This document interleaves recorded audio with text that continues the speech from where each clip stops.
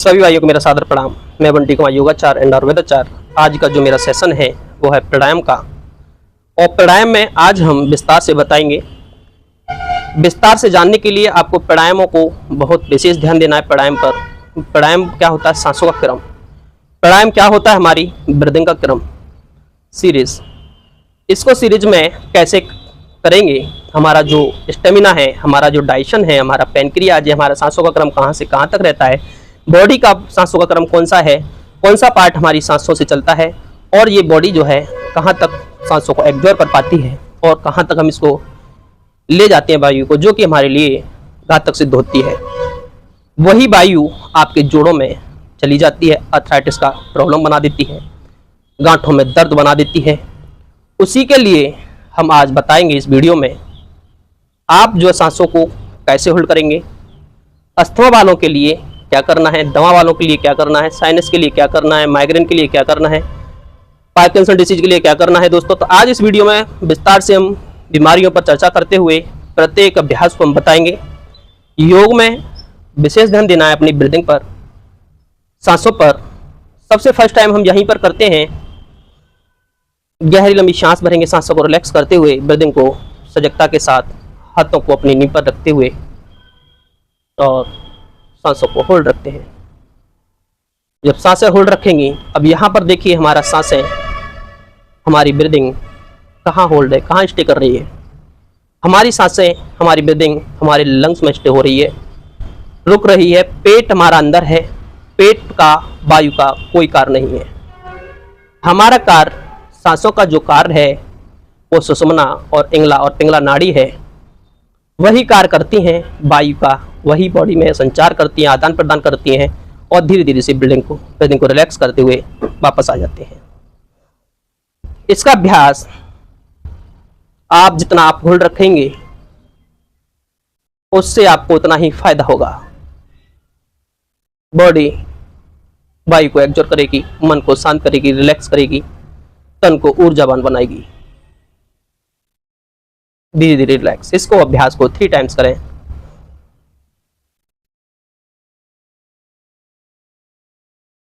ये होल्ड रखें, स्पाइन पर खिंचाव लें, लंग्स पर दबाव लें, फुलाव करें लंग्स पर। और लंग्स जब फुलता है तो पेट अपने आप ऑटोमेटिक अंदर चला जाता है, कोर एकदम एक्टिव हो जाती है, डाइजेशन अपना कार्य करना स्टार्ट कर देता है, जो कि वायु के लिए, वायु भर जाने से हमारे स्टमच में जगह नहीं मिलती। भोजन को रोटेट होने के लिए, भोजन को अपना कार्य करने के लिए हमारे ऑर्गेन्स जो है, इंटरनल ऑर्गेन्स जो हैं, अपना कार्य कम कर देते हैं, क्योंकि वायु वहाँ पर एंटर हो जाती है।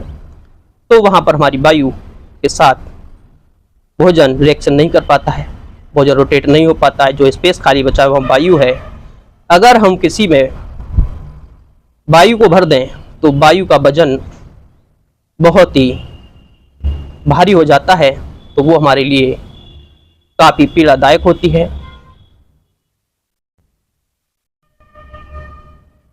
धीरे धीरे से इसका अभ्यास करें।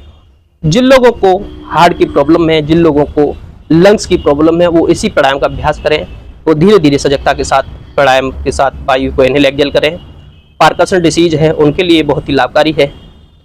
दूसरा चीज है मिर्गी दौरों के लिए। दोस्तों, मैं इसमें एक चीज बता देता हूं, जिनको भाइयों को, माताओं को, बहनों को मिर्गी आती है, मिर्गी के लिए एक बहुत ही शानदार नुस्खा है, जिसके लिए हम कहते हैं अश्वगंधा। अश्वगंधा आपके इम्यूनिटी को मजबूत करता ही करता है, लेकिन उसका फॉर्मूला अलग है मिर्गी वालों के लिए। 1 लीटर गाय का दूध, 250 ग्राम अश्वगंधा, उसको उस दूध में पकाएं जब तक पानी, जो दूध है, अश्वगंधा एब्जॉर्ब ना कर ले, तो समझो वो आपका पूर्ण नुस्खा तैयार नहीं हो पाया है। उस नुस्खे को, अश्वगंधे को पूरा पानी, दूध उसका सोख जाएगा और उसको फिर कहीं सुखाएं, फिर से सुखाना और उसका फिर पाउडर बनाना है सुबह शाम। मिर्गी दौरे वाले के लिए, माइंड की प्रॉब्लम है उसके लिए, जिन लोगों के लिए इम्यूनिटी की सिस्टम की मजबूती नहीं है, जिनका माइंड शार्प नहीं है, कैपेसिटी डाउन है, सोचने समझने की याददाश्त वीक हो चुकी है, उसके लिए उसका आधा चम्मच पाउडर खिलाते रहें। खास तौर से ये मिर्गी के लिए बताया है जिनको मिर्गी दौड़े आते हैं। नेक्स्ट स्टेप में दोस्तों जो है, अगला स्टेप जो हमारा भस्त्रिका का पार्ट है, भस्त्रिका को जिनको साइनस है, जिनको नजला है, जुकाम है, सर्दी है, आधा सीसी का दर्द है, माइग्रेन प्रॉब्लम है, साइनस है, उसके लिए हम बता रहे हैं। वो इसका अभ्यास बहुत ही धीरे धीरे से करेंगे।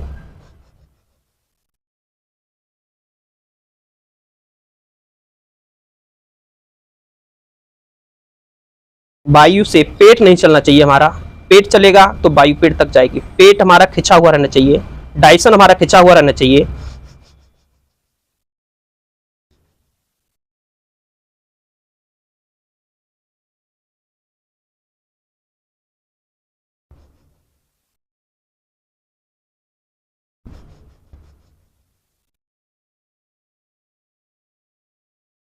इस प्रकार से आपको करना है।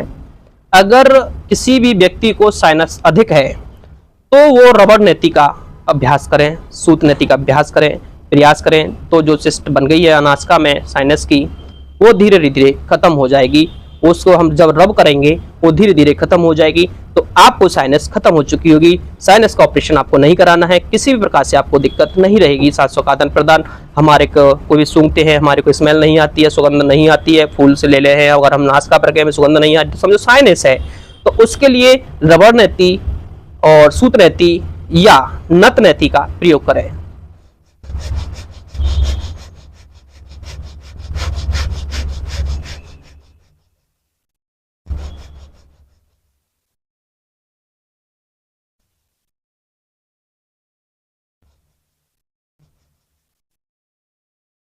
इसका अभ्यास 5 मिनट 10 मिनट आप इसका करें।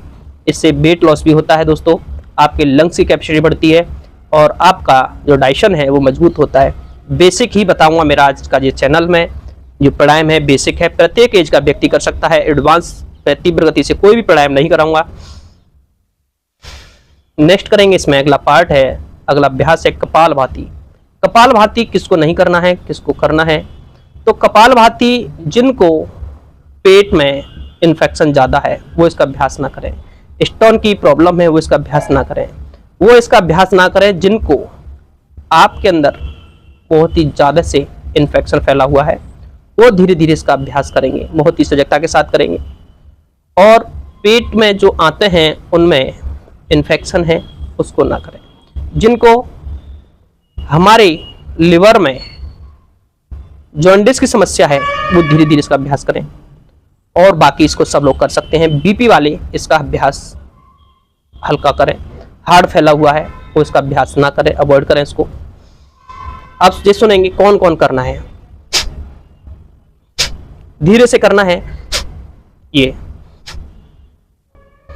चेहरे पर कोई खिंचाव नहीं, कोई तनाव नहीं, कोई एक्सप्रेशन नहीं, सांसों पर ध्यान देते हुए अपने मन को अपने पेट पर टिकाइए और देखिए पेट हमारा अंदर जाता है नहीं जाता है।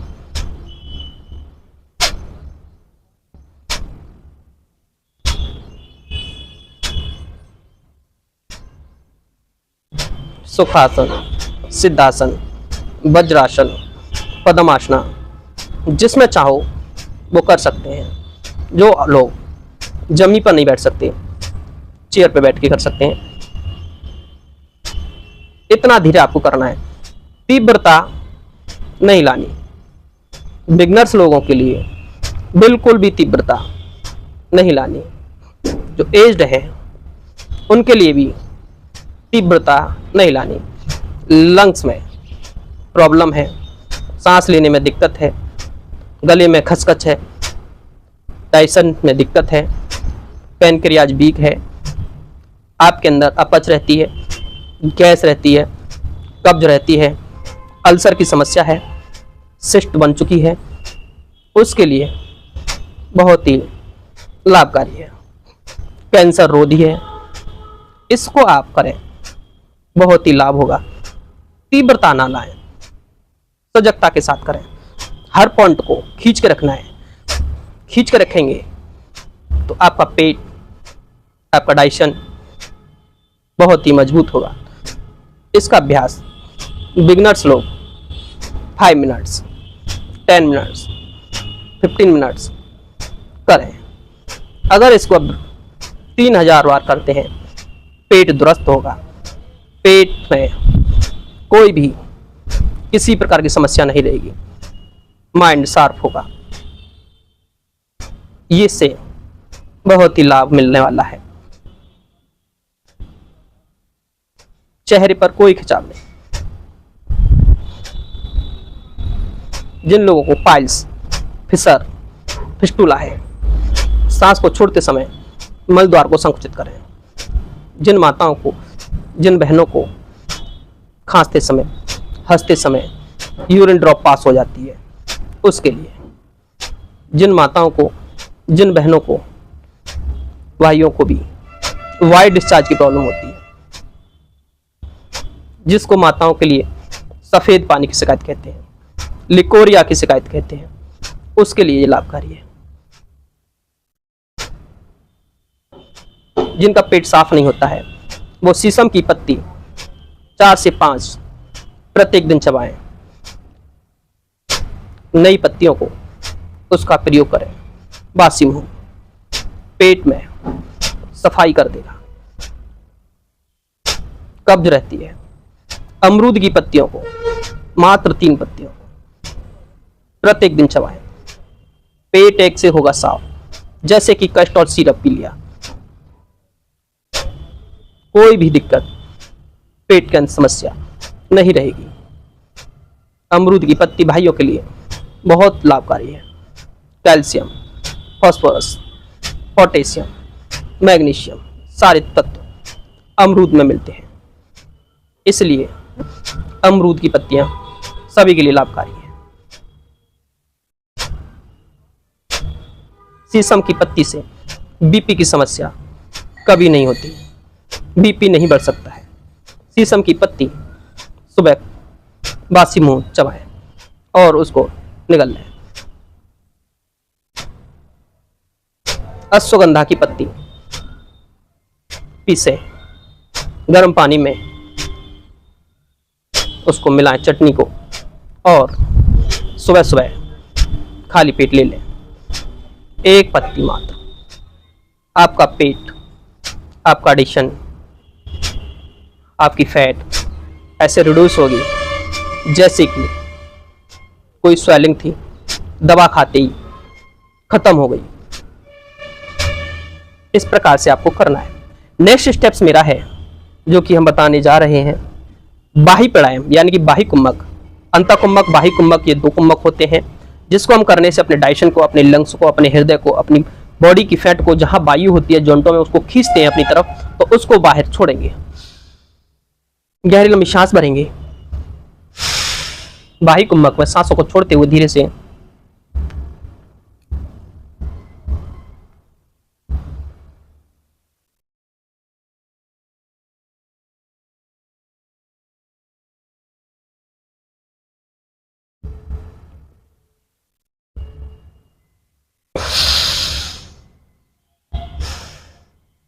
तीनों बंदों के साथ हम इसको करते हैं। मूल बंद, उद्यान बंद, जालंधर बंद, तीनों बंद इसमें लगने चाहिए।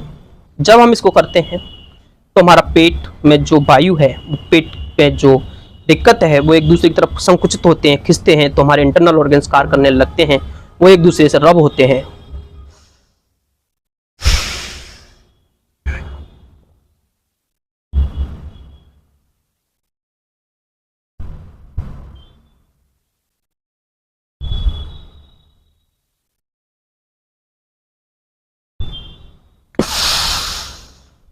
इस खिंचाव को पेट पर, लंग्स पर, चेस्ट में खिंचाव महसूस करते हैं।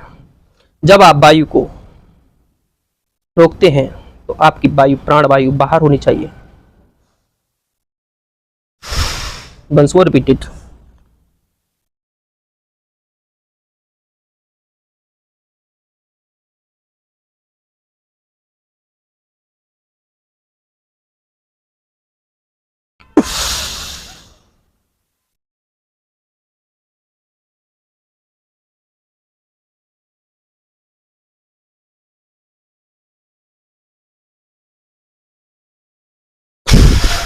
ये था अंतकुंभक के साथ।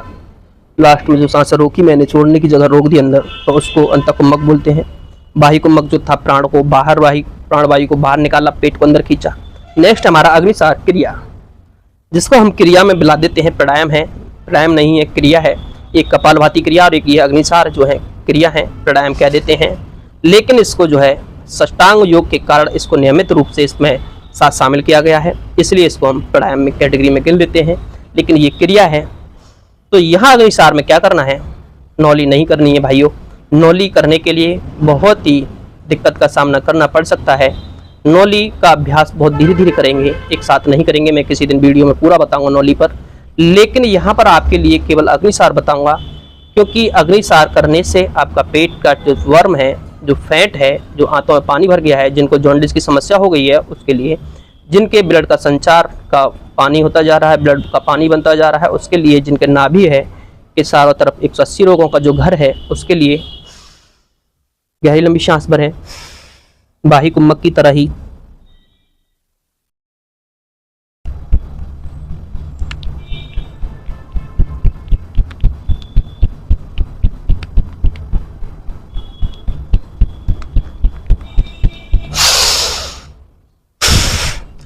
पेट को अंदर बाहर करना है। जो लटकती फैट है, जो लटकती चर्बी है, वो खत्म होनी चाहिए। आपने मेरी पिछली वीडियो देखी, उसमें बहुत ज्यादा फैट था, क्योंकि मैंने बीच में योग छोड़ दिया था, इसलिए वो फैट बढ़ गया था। अब धीरे धीरे से मैं कवर्ड हो चुका हूं, पूरी तरह बॉडी स्लिम हो चुकी है।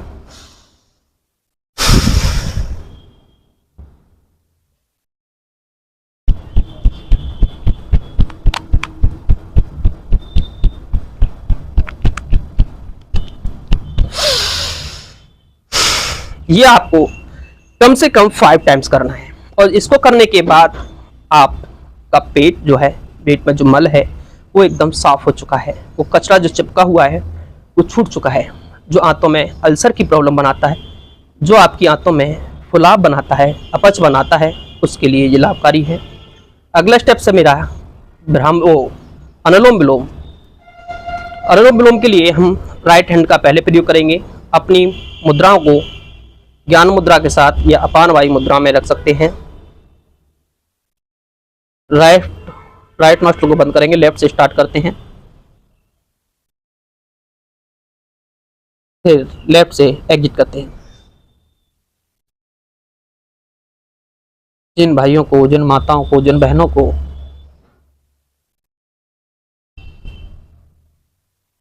सांसों की समस्या है, उसके लिए बहुत लाभकारी है। जिनके लिए सर्दी जुकाम बहुत जल्दी जल्दी होता है, इसका अभ्यास करें। माइग्रेन प्रॉब्लम है, इसका अभ्यास करें। साइनस है, इसका अभ्यास करें। सांसों की प्रॉब्लम है, अस्थमा है, दमा है, नजला है, जुकाम है, खांसी है, सर्दी है, ब्रेन में फ्लूइड जम जाता है, उसके लिए सर भारी भारी रहता है, सर में दर्द रहता है, आंखों की रोशनी है,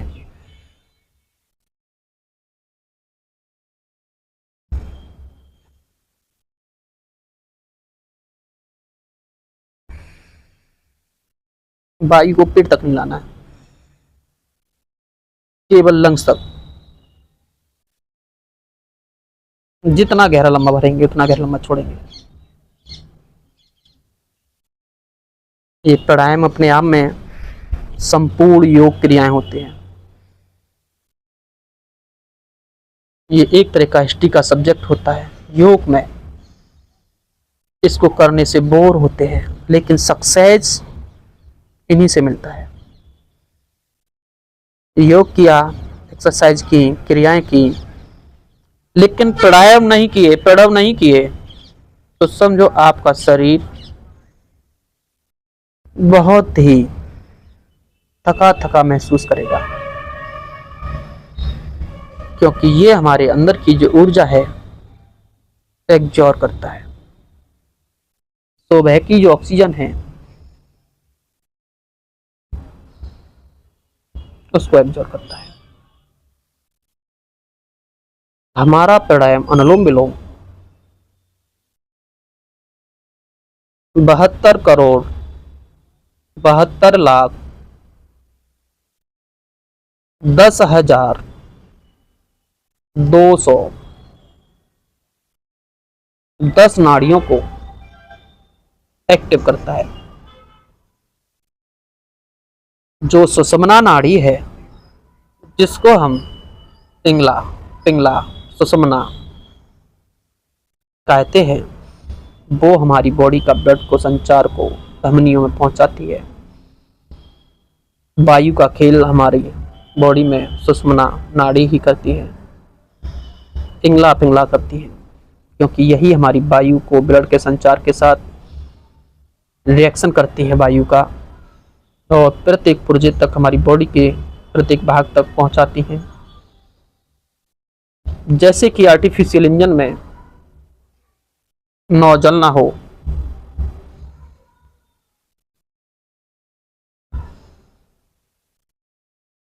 इंजन ना हो, उसी प्रकार से ईंधन का प्रयोग नहीं हो पाता और इंजन बंद हो जाता है।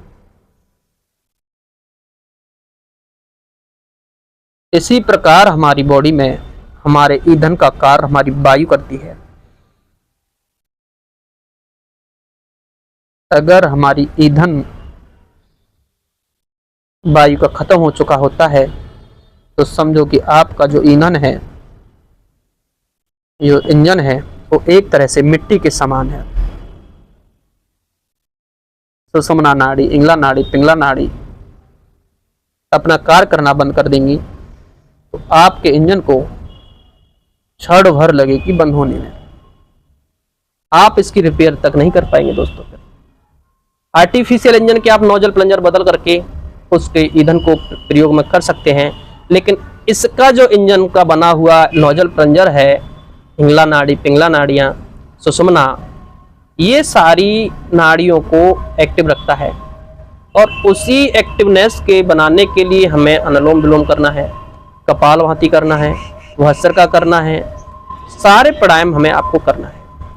नेक्स्ट है मेरा उज्जाई प्राणायाम। जिनको कंठ रोग है, जिनको कंठ से समस्या है, चिन डबल लटक चुकी है, बहुत ही चिन लटकी हुई है, उसके लिए हम अभ्यास करते हैं। छोड़ेंगे एक बार गहरी लंबी सांस के साथ और फिर कंठ से सांस को भरेंगे।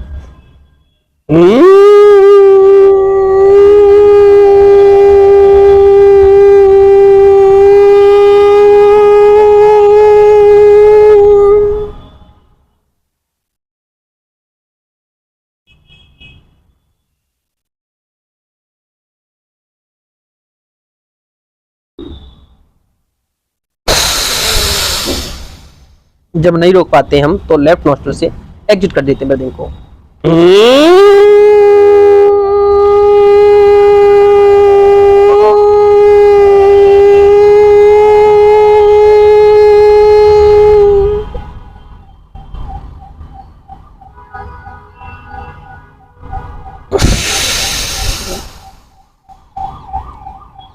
इस प्राणायाम का अभ्यास, उज्जाई प्राणायाम का अभ्यास, जिनको थायराइड है वो इसका अभ्यास करें, थायराइड खत्म हो जाएगा दोस्तों। नेक्स्ट स्टेप्स मेरा जो है वो है भ्रामरी।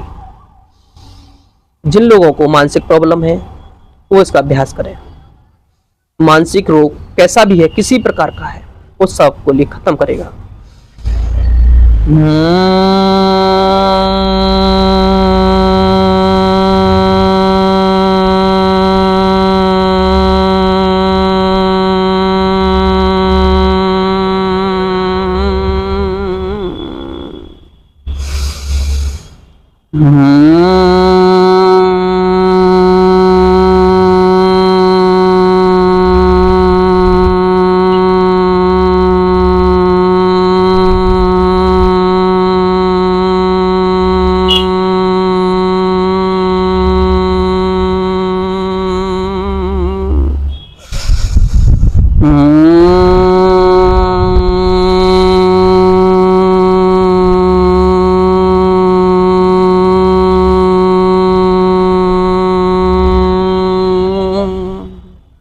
ये था मेरा भ्रामरी। आंखें बंद रखेंगे। नेक्स्ट रहेंगे उद्गीत।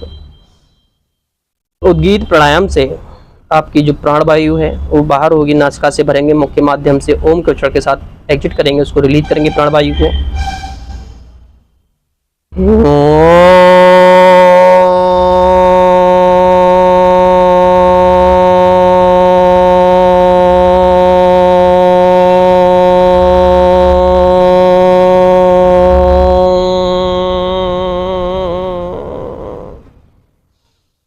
पचहत्तर % का उच्चारण, 25% माँ का उच्चारण करें।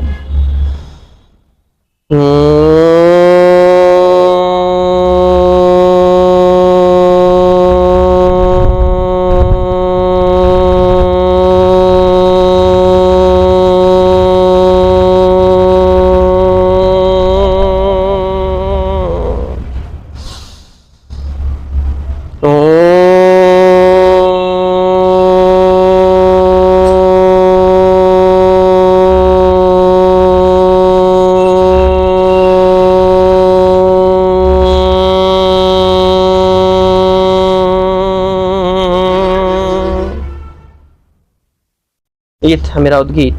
जिन लोगों के लिए कलकंठ है, जिन लोगों के लिए मुख में कोई प्रॉब्लम है, जिन लोगों के लिए आवाज़ नहीं निकलती है, जिनका तालू भारी है, उसके लिए, जिन लोगों का माइग्रेन प्रॉब्लम से ब्रेन की समस्या है, उसके लिए बहुत लाभकारी है।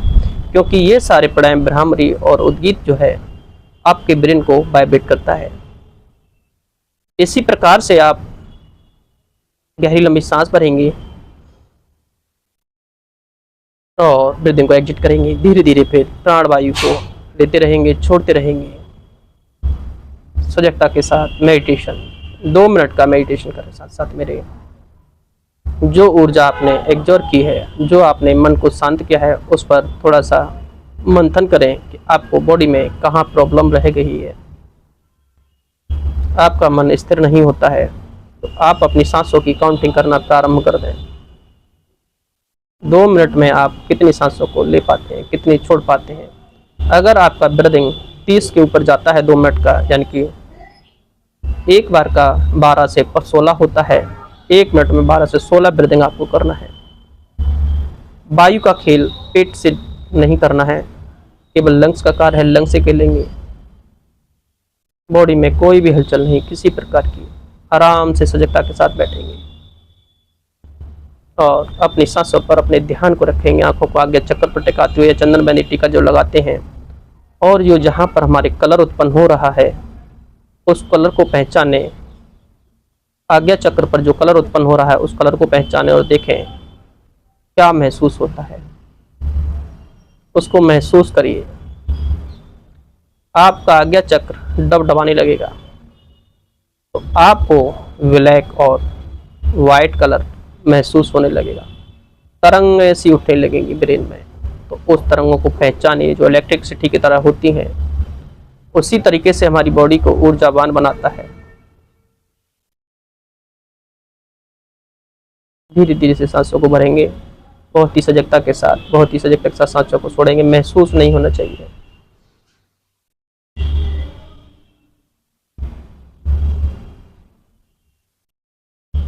महसूस करिए उस प्राणवायु को, उस ऊर्जा को। यहाँ आपको इन प्राणायामों से लाभ हुआ और धीरे धीरे रब करते हुए हाथों को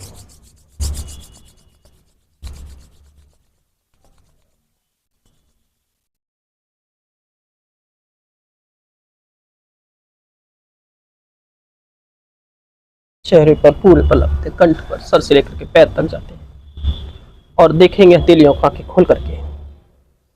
गायत्री मंत्र के साथ प्रारंभ के बाद अंत करते हैं इसका।